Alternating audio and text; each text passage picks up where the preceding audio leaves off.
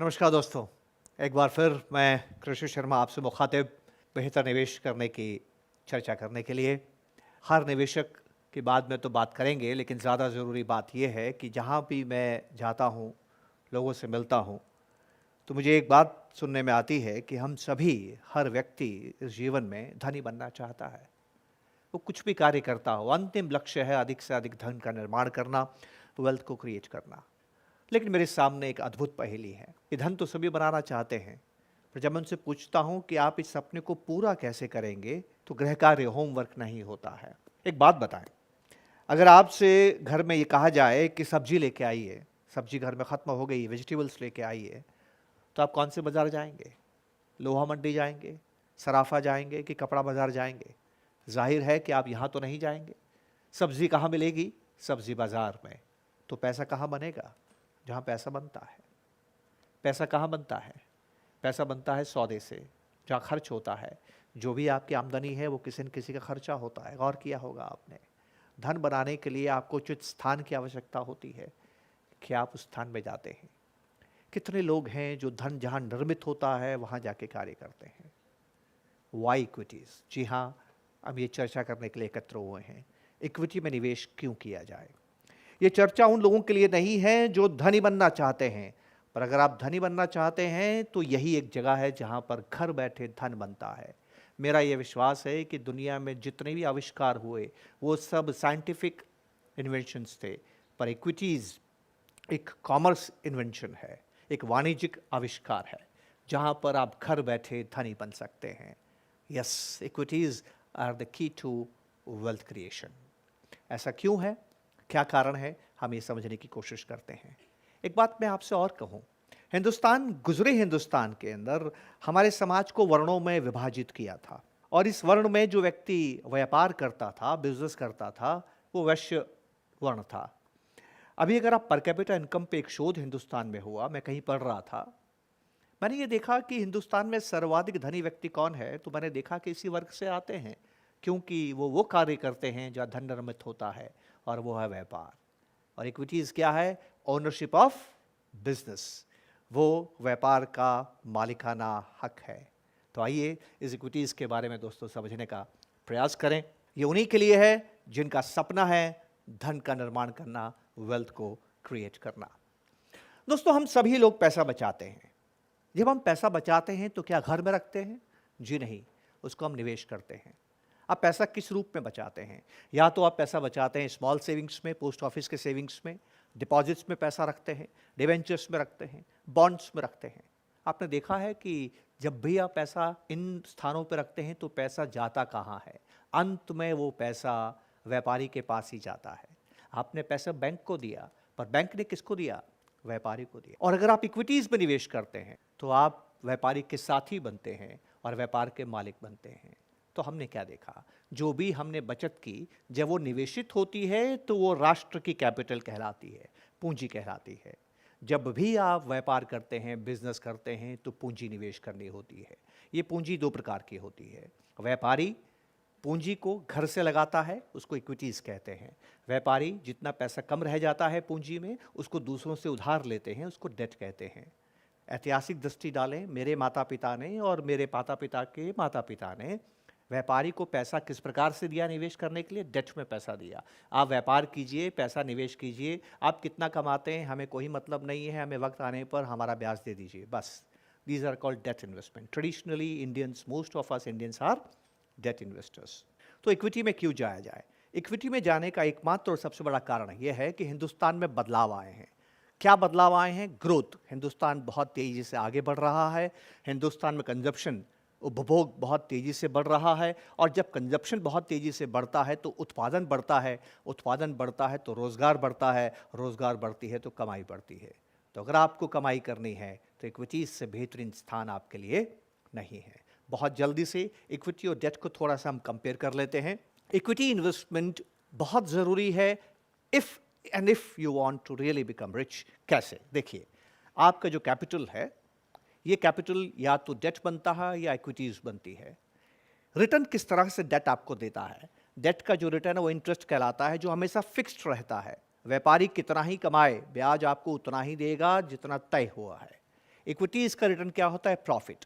ये प्रॉफिट घटता बढ़ता है। व्यापार घट रहा है तो प्रॉफिट कम हो जाएगा, व्यापार बढ़ रहा है तो प्रॉफिट बढ़ जाएगा। पर अभी अभी हमने क्या बात की? हिंदुस्तान बहुत तेजी से आगे बढ़ रहा है।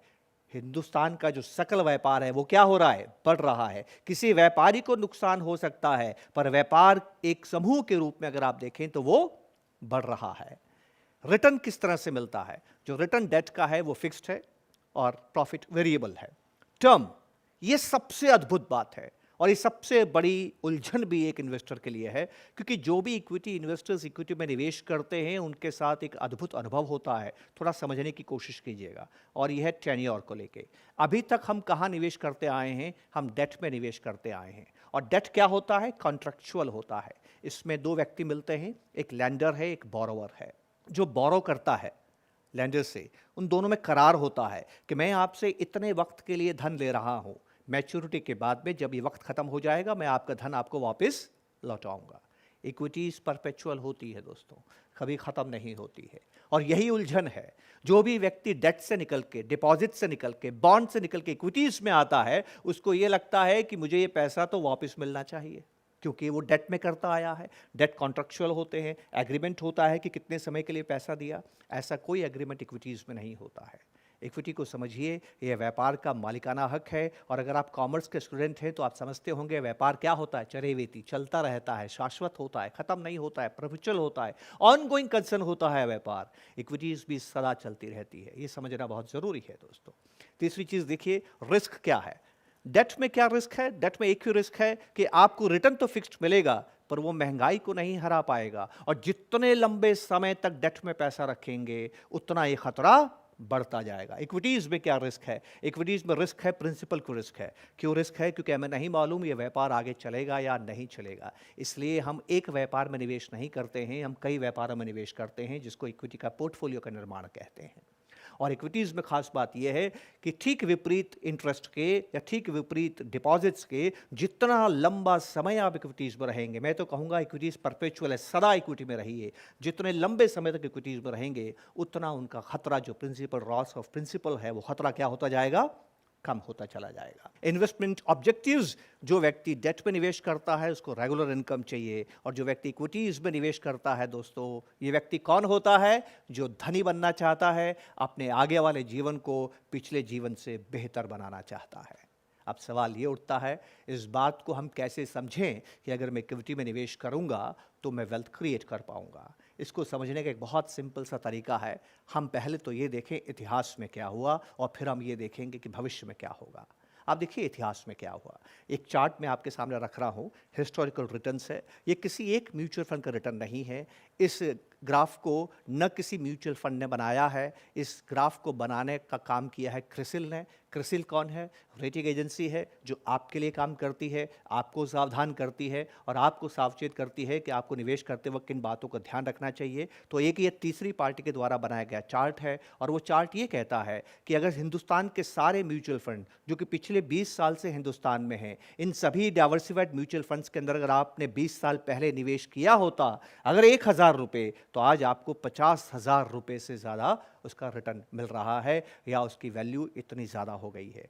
20 साल में 1,000 का 50,000। और दोस्तों स्मरण रहे, ये औसत है उन सभी योजनाओं का। इसमें से कुछ योजनाएं ऐसी है जिन्होंने 1,000 के 80,000 भी बनाए हैं, तो कुछ योजनाएं ऐसी है जिन्होंने 1,000 के 40,000 भी बनाए हैं।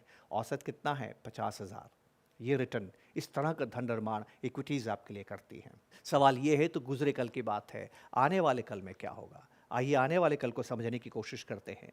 सबसे इंपॉर्टेंट चीज़ होती है कि व्यापार की कीमत क्यों बढ़ती है, एक व्यापारी को मुनाफा क्यों होता है।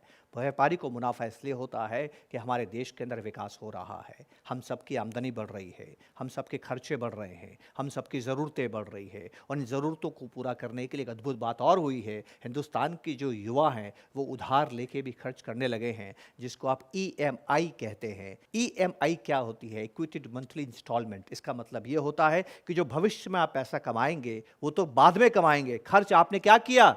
आज ही कर दिया। ये बढ़ती EMI भी हमारे खर्चों को बढ़ा रही है और व्यापारी के मुनाफे बढ़ा रही है। तो गौर करें, इक्विटी को ताकत देने वाली चीज़ एक ही है, और वो है rise in earnings of companies. हमारे यहाँ पर कंपनीज के मुनाफे बढ़ रहे हैं। ये कंपनीज के मुनाफे क्यों बढ़ रहे हैं? क्योंकि हिंदुस्तान की जीडीपी बढ़ रही है। जीडीपी का मतलब है पूरे हिंदुस्तान की इनकम। आप देख सकते हैं हिंदुस्तान की जीडीपी पिछले कुछ सालों में कितनी बढ़ी है। अद्भुत बात देखिए कि जैसे जैसे जीडीपी बढ़ती है वैसे वैसे अर्निंग्स बढ़ती है। ये ब्लू कर्व जो है ये हिंदुस्तान की कंपनियों की अर्निंग्स है, और जैसे जैसे अर्निंग्स बढ़ती है उस तरह से बाजार बढ़ता है। बाजार क्यों गिरता है, क्यों बढ़ता है, विचलन क्यों है, वोलेटिलिटी क्यों है, इस पे हम बात करेंगे, लेकिन कुछ समय के बाद में बात करेंगे। अभी जो मुद्दा है वो यही है कि हम इक्विटीज़ में निवेश क्यों करें। जी हाँ, अगर आप धनी बनना चाहते हैं, ये तस्वीर आपके सामने है। बढ़ता हिंदुस्तान इस बात का साक्षी है कि इक्विटीज़ तभी बढ़ती हैं जब हिंदुस्तान बढ़ता है, और हम सभी जानते हैं कि हिंदुस्तान बहुत तेज़ी से आगे बढ़ रहा है। यहाँ तक IMF और वर्ल्ड बैंक ने घोषित कर दिया है कि पूरी दुनिया में सबसे तेज गति से बढ़ने वाला राष्ट्र हिंदुस्तान है। तो आप इतिहास में नज़र डालें, जो हिंदुस्तान के म्यूचुअल फंड्स ने गुजरे 20 सालों में किया, यही काम आप अगले 20 सालों में देख सकेंगे, क्योंकि हिंदुस्तान और बेहतर दोस्तों हो रहा है। अगर हम ऐतिहासिक दृष्टि डालें, जो भी व्यक्ति धनी बनना चाहता था वो निवेश कहाँ करता था? वो या तो सोने में निवेश करता था या ज़मीनों में निवेश करता था। ये 3 ही प्रकार है जहाँ पर आपके लिए धन बनता है: इक्विटीज़, ज़मीन और सोना। आपको याद होगा हमने बात की थी एसेट्स क्या होते हैं। एसेट्स वो होते हैं जो वक्त के साथ ताकतवर होते हैं। ये है वो 3 एसेट्स जो वक्त के साथ ताकतवर होते हैं।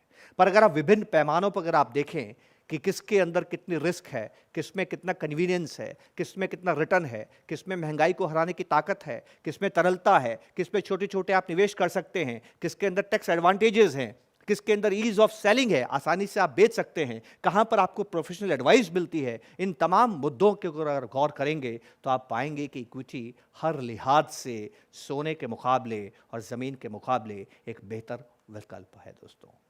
तो फिर ये पहेली अगर आपको हल करनी है कि अगर आप धनी बनना चाहते हैं तो आपको वहाँ जाना होगा जहाँ धन बनता है, क्योंकि सब्ज़ी खरीदते वक्त आप सब्ज़ी मंडी जाते हैं, कपड़ा बाज़ार नहीं जाते हैं। ये बहुत ज़रूरी है दोस्तों। इच्छा तभी पूरी होती है जब 3 बातें पूरी होती है। मैं चांद को पकड़ लूँ, ये डिमांड नहीं है। ये डिमांड तभी बनेगी जब मैं चांद तक पहुँच सकता हूँ, एबिलिटी। जब मैं चांद को चाहता हूँ, विलिंगनेस। जब चांद है, availability. Availability, willingness and capability, ये 3 चीज़ें मिलती है तभी डिमांड कहते हैं। मैं धनी बनना चाहता हूँ, ये डिमांड नहीं है। मैं धनी बनना चाहता हूँ, इसके लिए मैं प्रयास करूँगा, मेरे अंदर काबिलियत है। मैं धनी बनना चाहता हूँ, धन है, अवेलेबल है, तभी आप धनी बन सकते हैं। और धन कहाँ अवेलेबल है? जहाँ व्यापार है। इस बात को याद रखिए दोस्तों। इक्विटी के बिना आप धनी नहीं बन सकते, वेल्थ क्रिएट नहीं कर सकते। Equity is the mother of all incomes. अगर आप मजदूर हैं तो इक्विटी आपको रिटर्न दे रही है, क्योंकि मजदूर को रिटर्न, वो सेवा करता है, वो सेवक है, वो सर्वेंट है, उसको सेठ तनख्वाह देता है। सेठ कब तनख्वाह देता है? जब वो प्रॉफिट कमाता है। अगर आप रेंट कमाते हैं तो आप प्रॉफिट से निकल के आता है। अगर आप वेजेस कमाते, जो अभी हमने बात की, तो किसी भी तरह की इनकम, रेंट हो, वेजेस हो, इंटरेस्ट हो, ये हमेशा प्रॉफिट कमाने वाला व्यक्ति देता है। Equity is a mother of all investments. Why equities? Because you want to become rich. उम्मीद है आप याद रखेंगे। बहुत बहुत शुक्रिया। नमस्कार। ऐसे और वीडियोस देखने के लिए सब्सक्राइब करें हमारा YouTube चैनल। म्यूचुअल फंड निवेश बाजार के जोखिमों के अधीन हैं। योजना से जुड़े सभी दस्तावेजों को ध्यान से पढ़ें।